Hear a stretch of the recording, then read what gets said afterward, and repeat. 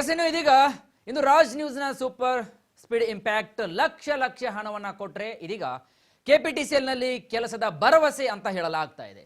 ಕೆಲಸ ಕೊಡಿಸ್ತೀನಿ ಅಂತಂದು ಹಣ ಪಡೆದು ವಂಚನೆ ಮಾಡಿರುವಂತಹ ಆರೋಪ ಇದೀಗ ಕೇಳಿ ಬಂದಿದೆ.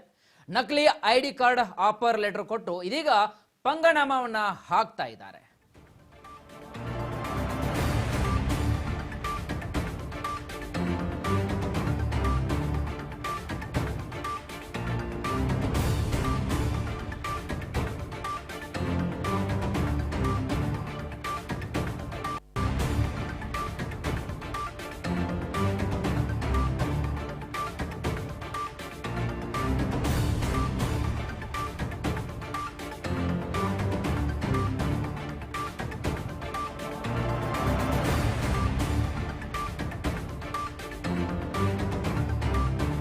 ಎಸ್ ಇದು ಲಕ್ಷ ಹಣ ಕೊಟ್ಟರೆ ಕೆಪಿಟಿಸಿಎಲ್ ನಲ್ಲಿ ಕೆಲಸ ಕೊಡಿಸುವುದಾಗಿ ಭರವಸೆಯನ್ನ ನೀಡ್ತಾ ಇದ್ದಾರೆ. ಹಾಗೆ ಕೆಲಸ ಕೊಡಿಸ್ತೀವಿ ಎಂದು ಹಣ ಪಡೆದು ವಂಚನೆ ಮಾಡಿರುವಂತಹ ಆರೋಪ ಕೇಳಿ ಬಂದಿರುವಂತದ್ದು. ಇದು ನಿಮ್ಮ ರಾಜ್ ನ್ಯೂಸ್ನ ಸೂಪರ್ ಇಂಪ್ಯಾಕ್ಟ್. ಇದೀಗ ನಿಮ್ಮ ಎಕ್ಸ್ಕ್ಲೂಸಿವ್ ಮಾಹಿತಿ ಲಭ್ಯವಾಗ್ತಾ ಇದೆ. ಇದು ರಾಜ್ ನ್ಯೂಸ್ನ ಸೂಪರ್ ಸ್ಪೀಡ್ ಇಂಪ್ಯಾಕ್ಟ್. ಲಕ್ಷ ಹಣ ಕೊಟ್ಟರೆ ಕೆಪಿಟಿಸಿ ನಲ್ಲಿ ಕೆಲಸ ಕೊಡಿಸುವುದಾಗಿ ಭರವಸೆಯನ್ನ ಕೊಟ್ಟಿರುವಂತಹದ್ದು. ಕೆಲಸ ಕೊಡಿಸ್ತೀವಿ ಅಂತ ಹಣ ಪಡೆದು ವಂಚನೆ ಮಾಡಿರುವಂತಹ ಆರೋಪ ಕೇಳಿ ಬಂದಿರುವುದು. ನಕಲಿ ಐಡಿ ಕಾರ್ಡ್ ಆಫರ್ ಲೆಟರ್ ಕೊಟ್ಟು ಇದೀಗ ಪಂಗನಾಮವನ್ನ ಹಾಕಿರುವಂತದ್ದು. ಎಸ್ ಇದು ಕಳೆದ ದಿನವೇ ನಿಮ್ಮ ರಾಜ್ ನ್ಯೂಸ್ ಇದರ ಬಗ್ಗೆ ಒಂದು ಮಾಹಿತಿಯನ್ನ ಕೂಡ ಕೊಟ್ಟಿತ್ತು. ಯಾವ ರೀತಿಯಾಗಿ ಇದೀಗ ಒಂದು ಸ್ಪರ್ಧಾತ್ಮಕ ಯುಗದಲ್ಲಿ ಪರೀಕ್ಷೆಯ ಒಂದು ಹೆಸರಿನಲ್ಲಿ ಯಾವ ರೀತಿಯಾಗಿ ನಿಮ್ಮನ್ನ ಯಾಮಾರಿಸ್ತಾರೆ ಅಂತ ಹೇಳಿದ್ವಿ ಕೂಡ. ಇನ್ನು ಅದೇ ರೀತಿಯಾಗಿ ಇದೀಗ ನಕಲಿ ಐಡಿ ಕಾರ್ಡ್ ಅನ್ನ ಕೊಟ್ಟು ಆಫರ್ ಲೆಟರ್ ಕೊಟ್ಟು ಇದೀಗ ಪಂಗನಾಮವನ್ನ ಹಾಕಿರುವಂತಹದ್ದು.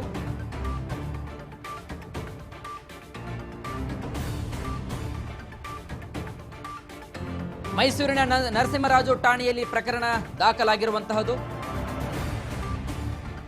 ವಂಚನೆ ಪ್ರಕರಣದ ಬಗ್ಗೆ ಸಂಪೂರ್ಣವಾಗಿ ರಾಜ್ ನ್ಯೂಸ್ ನಿರಂತರ ವರದಿಯನ್ನ ಮಾಡಿರುವ ಹಿನ್ನೆಲೆಯಲ್ಲಿ ಇದೀಗ ದಾಖಲೆಗಳ ಸಮೇತ ಆರೋಪಿಗಳ ಮುಖವಾಡ ಬಟಾಬಯಲಾಗಿರುವಂಥದ್ದು.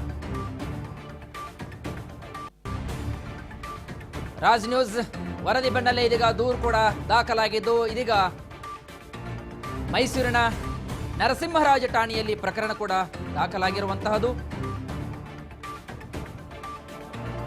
ಈ ಕುರಿತು ವಂಚನೆ ಪ್ರಕರಣದ ಬಗ್ಗೆ ನಿಮ್ಮ ರಾಜ್ ನ್ಯೂಸ್ ನಿರಂತರವಾಗಿ ವರದಿಯನ್ನ ಬಿತ್ತರಣೆ ಕೂಡ ಮಾಡಿತ್ತು. ತಾವು ನೋಡ್ತಾ ಇದ್ದೀರಾ ದೃಶ್ಯಾವಳಿಗಳಲ್ಲಿ. ಕಳೆದ ದಿನಗಳ ಹಿಂದಲೇ ನಿಮ್ಮ ರಾಜ್ ನ್ಯೂಸ್ ಈ ಒಂದು ಆರೋಪದ ಬಗ್ಗೆ ಬಿಟ್ಟು ಬಿಡದೆ ನಿರಂತರವಾಗಿ ಮಾಹಿತಿಯನ್ನ ಬಿತ್ತರಿಸಿದ್ವಿ. ಅದರ ಪ್ರಕರಣ ಹಿನ್ನೆಲೆಯಲ್ಲಿ ಇದೀಗ ಎಚ್ಚೆತ್ತುಕೊಂಡ ಅಧಿಕಾರಿಗಳು ಆರೋಪಿಗಳ ವಿರುದ್ಧ ದೂರನ್ನ ದಾಖಲಿಸಿಕೊಂಡಿರುವಂತಹದ್ದು.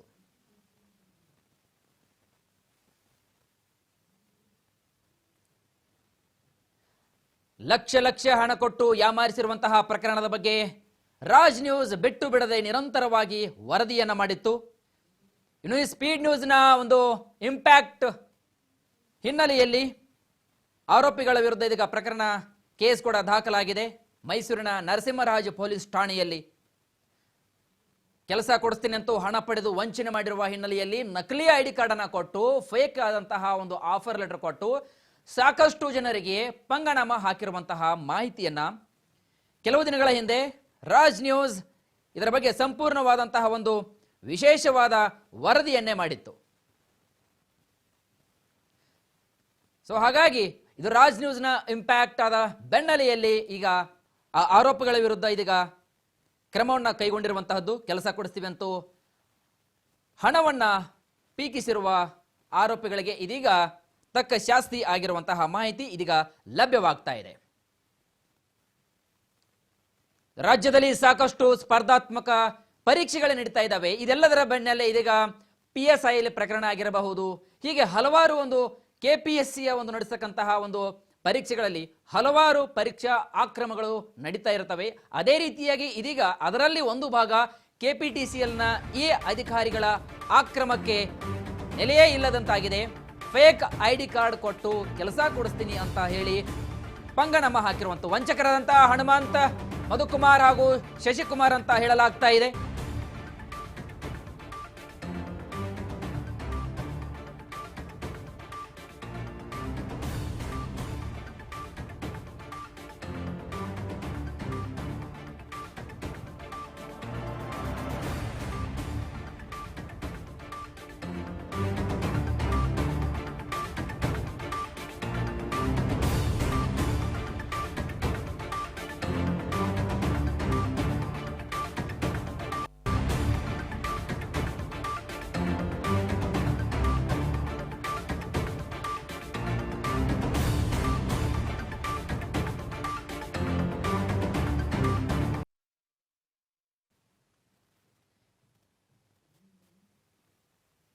ಇದು ನಕಲಿ ಕಾರ್ಡ್ ಆಫರ್ ಲೆಟರ್ ಕೊಟ್ಟು ಪಂಗನಾಮವನ್ನ ಹಾಕಿರುವಂತಹ ಹಿನ್ನೆಲೆಯಲ್ಲಿ ರಾಜ್ ನ್ಯೂಸ್ ಇದರ ಬಗ್ಗೆ ಒಂದು ಪ್ರಶ್ನಾತ್ಮಕವಾಗಿ ನಿರಂತರವಾಗಿ ವರದಿಯನ್ನ ಮಾಡಿತ್ತು. ಇದೀಗ ಅದರ ಇಂಪ್ಯಾಕ್ಟ್ ವಾಗಿ ಇದೀಗ ಪ್ರತಿಫಲವಾಗಿ ಅವರ ಒಂದು ಆರೋಪಿಗಳ ವಿರುದ್ಧ ದೂರು ಕೂಡ ದಾಖಲಾಗಿರುವಂತಹದ್ದು. ಇದು ರಾಜ್ ನ್ಯೂಸ್ನ ಒಂದು ಬಿಗ್ ಇಂಪ್ಯಾಕ್ಟ್ ಅಂತಾನೆ ನಾವು ಹೇಳ್ತಾ ಇದ್ದೀವಿ. ದಾಖಲೆಗಳ ಸಮೇತ ಆರೋಪಿಗಳ ಮುಖವಾಡವು ಬಯಲಾಗಿರುವಂತಹದ್ದು. ರಾಜ್ ನ್ಯೂಸ್ನ ಸೂಪರ್ ಸ್ಪೀಡ್ ಇಂಪ್ಯಾಕ್ಟ್ ಹಿನ್ನೆಲೆಯಲ್ಲಿ ಎಷ್ಟು ಜನಕ್ಕೆ ಈ ರೀತಿಯಾಗಿ ಪಂಗನಾಮವನ್ನ ಹಾಕಿದಾರೋ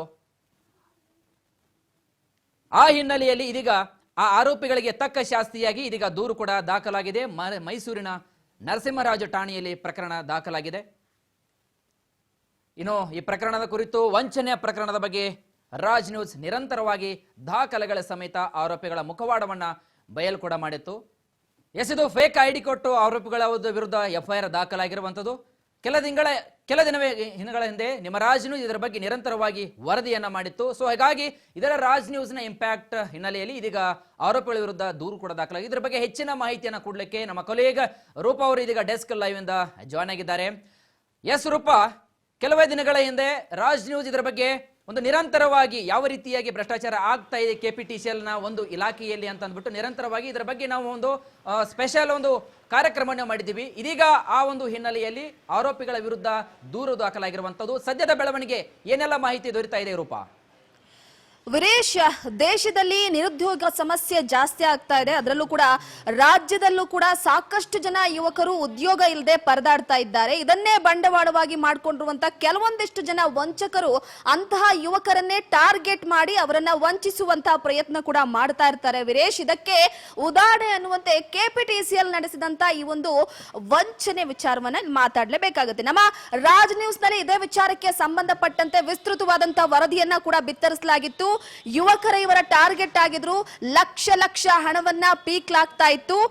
ಏನು ಹನುಮಂತ, ಮಧುಕುಮಾರ್, ಶಶಿಕುಮಾರ್ ಹಾಗೆ ಲೆಕ್ಕಾಧಿಕಾರಿ ರಂಗನಾಥ್ ವಿರುದ್ಧ ಎಫ್ಐಆರ್ ಕೂಡ ದಾಖಲಾಗಿದೆ. ಪ್ರಮುಖವಾಗಿ ಹೇಳಬೇಕು ಅಂದ್ರೆ ಲೆಕ್ಕಾಧಿಕಾರಿ ರಂಗನಾಥ್ ಇದರಲ್ಲಿ ಶಾಮೀಲಾಗಿರುವಂತದ್ದು ನಿಜವಾಗ್ಲೂ ಕೂಡ ಅಸಹ್ಯ ಅಂತ ಹೇಳ್ಬೋದು. ಓರ್ವ ಅಧಿಕಾರಿ ಹಣದ ಆಸೆಗೆ ಒಳಪಟ್ಟು ತನ್ನ ಸೀಟನ್ನೇ ಬೆಟ್ಟಿ ಕೊಡ್ತಾನೆ ಅಂದ್ರೆ ನಾಚಿಕೆಗೇಡು ಅಂತ ಹೇಳ್ಬೋದು. ಅದರ ಜೊತೆಗೆ ಹಣ ಅನ್ನುವಂಥದ್ದು ಹೆಣ ಕೂಡ ಬಾಯಿ ತೆರೆಯುತ್ತೆ ಅನ್ನುವ ರೀತಿಯಲ್ಲಿ ಇಂತಹ ಅಧಿಕಾರಿಗಳಿಂದ ಭ್ರಷ್ಟಾಚಾರ ಕೂಡ ದೇಶದಲ್ಲಿ ಜಾಸ್ತಿ ಆಗ್ತಾ ಇದೆ.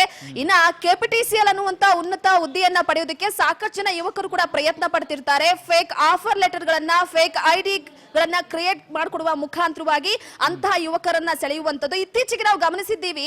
ಈ ಕೋವಿಡ್ ಆದ ನಂತರ ಯುವಕರು ಉದ್ಯೋಗಕ್ಕೋಸ್ಕರ ಎಷ್ಟು ಅಲಿತಾ ಇದ್ದಾರೆ ಅಂತ. ತಂದೆ ತಾಯಿಗಳು ಎಲ್ಲೆಲ್ಲೋ ಸಾಲ ಸೂಲವನ್ನ ಮಾಡಿ, ಜಮೀನನ್ನ ಮಾರಿ, ಮನೆಯನ್ನ ಅಡವಿಟ್ಟು ಹಣವನ್ನ ಹೇಗೋ ಅಡ್ಜಸ್ಟ್ ಮಾಡಿ ಇಂತ ಕಿರಾತರ ಕೈಗೆ ಕೊಡ್ತಾರೆ. ಇಂತ ಕಿರಾತಕರು ಏನ್ ಮಾಡ್ತಾರೆ ಅಂತಂದ್ರೆ ಅಂತವರನ್ನೇ ಟಾರ್ಗೆಟ್ ಮಾಡಿ ಹಣವನ್ನ ಪೀಕಿ ಅವರನ್ನ ಬಲೆಗೆ ಬೀಳಿಸ್ಕೊಳ್ತಾರೆ. ತದನಂತರ ಅವ್ರಿಗೂ ಇವ್ರಿಗೂ ಏನು ಸಂಬಂಧ ಇರಲ್ಲ.